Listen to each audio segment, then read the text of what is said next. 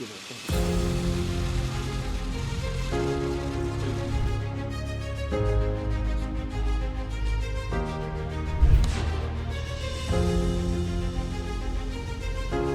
Is Donald Trump about to cut a deal with Vladimir Putin over Ukraine? And is Ukraine being sidelined in its own war? A secret phone call, a meeting in Saudi Arabia, and big questions about what's next. Here's what we know. US President Donald Trump says he wants to stop this ridiculous war in Ukraine. He spoke with Russian President Vladimir Putin in a call that has raised serious questions. At the same time, a US-Russia meeting is expected this week in Saudi Arabia. Could this mean an end to the war? Or will it be a deal that forces Ukraine into painful confessions? Russia has been making gains on the battlefield. Ukraine is struggling to push back, and Putin, despite his strong position, faces major economic strain. The war is costing Russia billions, with inflation rising and casualties mounting around 1,000 a day. A deal could mean relief for Russia. It could also mean a possible rollback of Western sanctions. Under Joe Biden, the US refused to negotiate without Ukraine, but Trump has changed the course. He spoke to Putin and then said he would inform Ukrainian President Volodymyr Zelensky later. Now Ukraine is on the sidelines. Zelensky says he wasn't even invited to the US-Russia talks in Saudi Arabia. And it's not just Ukraine. European allies may also be left out despite giving Ukraine more financial aid than the United States. Ukraine insists it won't give up any land, but Russia already controls 20% of Ukraine and claims even more. A potential compromise? Freezing the war. Russia keeps what it has.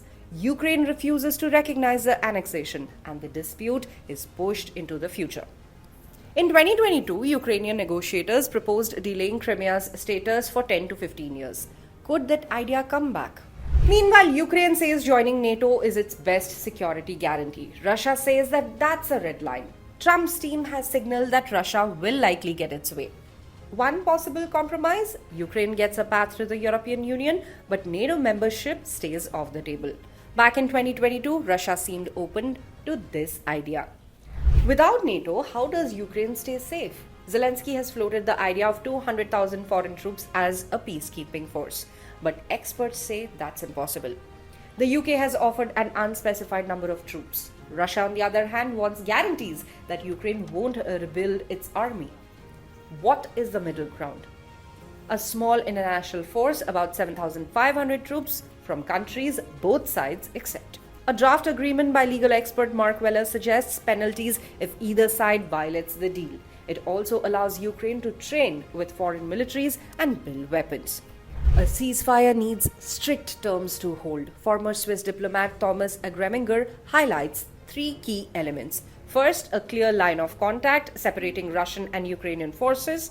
Second, a buffer zone to prevent skirmishes. And third, a mechanism to punish ceasefire violations. Without these, any peace deal could collapse. For Putin, this war isn't just about Ukraine. It's about NATO's presence in Eastern Europe. Before invading, he demanded NATO stop expanding and withdraw from parts of Europe. Trump has long been skeptical of NATO. Would he agree to scale back US deployments? That could be a game changer for Russia and a nightmare for Ukraine's European neighbors. So what's next? With three major negotiation tracks, which is the United States, Russia, Russia-Ukraine, and Russia-Europe, this is one of the most complex peace talks in modern history. But one thing is clear, there are no shortcuts.